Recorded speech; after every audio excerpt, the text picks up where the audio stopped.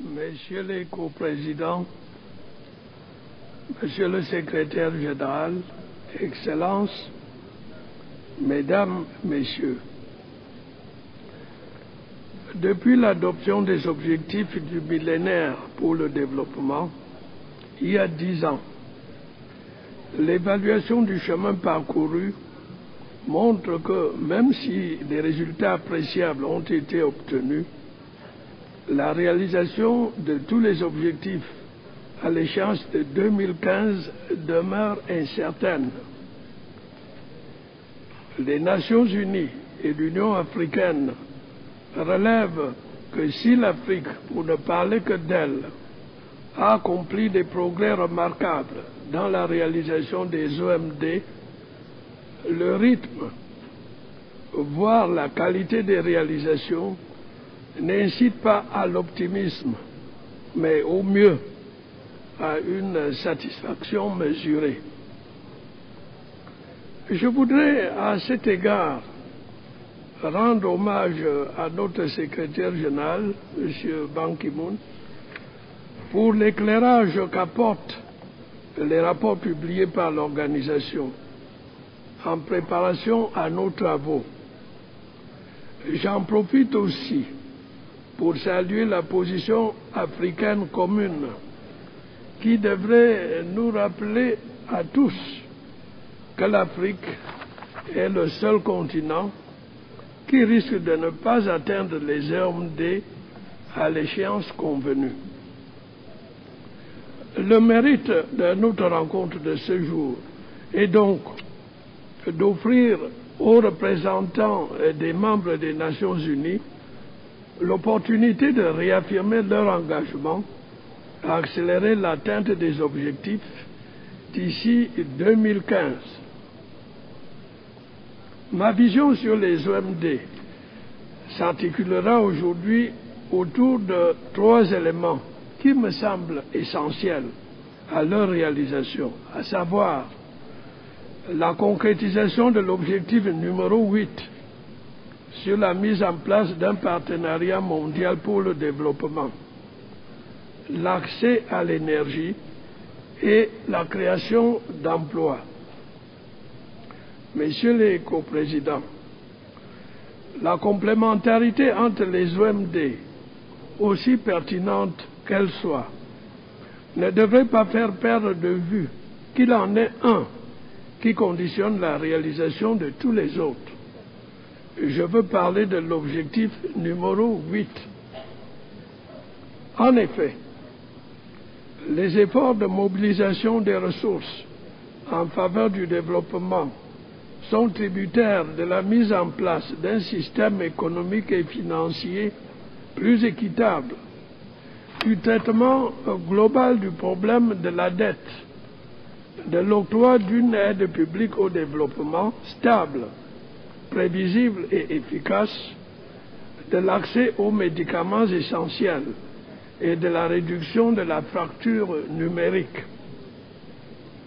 Si ensemble nous réussissons à relever ces défis qui constituent les cibles de l'objectif numéro 8, je reste persuadé que tous les autres auront une chance de se concrétiser. Le deuxième facteur qui me semble essentiel à la réalisation des OMD est l'accès à l'énergie. Il ne fait aucun doute aujourd'hui que les ressources énergétiques ont un effet multiplicateur sur l'atteinte des objectifs relatifs à la réduction de la pauvreté, à l'éducation, à la santé, au genre et à l'environnement. Les ressources énergétiques facilitent aussi bien l'augmentation de la production agricole que l'approvisionnement en eau et l'éclosion des activités génératrices de revenus pour les populations les plus pauvres, notamment les femmes. L'expérience nous apprend en outre que l'accès à l'énergie favorise l'instauration d'une éducation de qualité tout en facilitant l'expansion des nouvelles technologies de la communication. Il est aussi utile de rappeler son rôle en faveur d'une meilleure insertion des filles dans le système éducatif grâce à l'allègement des tâches ménagères. Les bienfaits de l'accès à l'énergie sont également perceptibles sur la santé de la mère et de l'enfant grâce à une amélioration du suivi des grossesses et des conditions d'accouchement, ainsi qu'au moyen d'une meilleure conservation des vaccins et des médicaments. Par ailleurs, l'usage des sources d'énergie modernes a un impact direct tant sur la santé des femmes, qui se trouvent ainsi libérées des inhalations dues à l'utilisation de la biomasse, que sur la préservation de l'environnement, en ceci qu'il limite la destruction de la forêt et l'avancée du désert. Enfin, l'on ne saurait valablement envisager la réalisation des OMD sans prendre en considération le défi que constitue l'emploi. En effet, l'emploi est plus que jamais un facteur déterminant d'allègement de la pauvreté, de dignité personnelle, de bien-être collectif, de croissance économique durable et indéniablement de stabilité politique. La réalisation des zones D passera donc nécessairement par la résolution de la crise de l'emploi, et particulièrement l'emploi des jeunes, qui constituent non seulement la majeure partie de nos populations, mais aussi l'avenir de nos pays. Messieurs les coprésidents, pour tenir compte des trois éléments que je viens d'exposer, et conscient de ses responsabilités à l'égard de ces populations, le gouvernement camerounais a élaboré et met progressivement en œuvre son document de stratégie pour la croissance et l'emploi.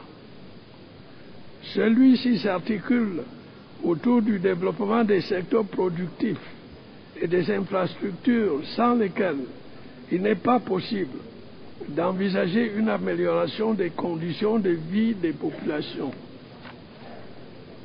Dans cet esprit, le gouvernement a notamment mis en place un programme de développement du secteur de l'énergie. Les projets de ce programme prévoient la remise à niveau des infrastructures existantes et la construction de nouveaux barrages hydroélectriques afin de satisfaire la demande des industries et des ménages. Grâce à ce programme, le Cameroun devrait être en mesure de doubler sa production d'énergie électrique d'ici 2015 et de la tripler d'ici 2020, tout en accordant une place de choix à l'accroissement des énergies renouvelables.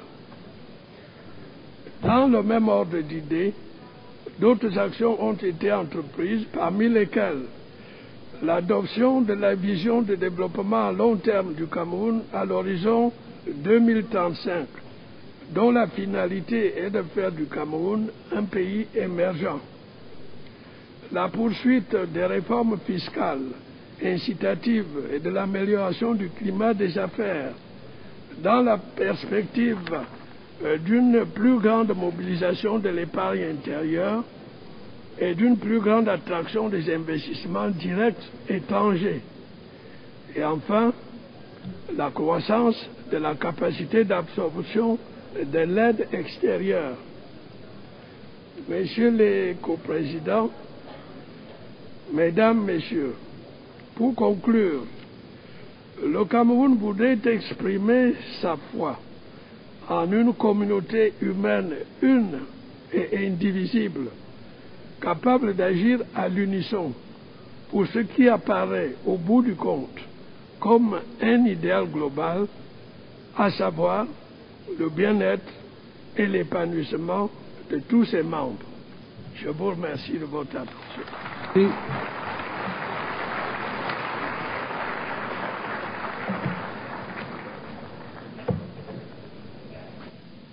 ميرسي. أشكر السيد رئيس جمهورية الكاميرون على بيانه.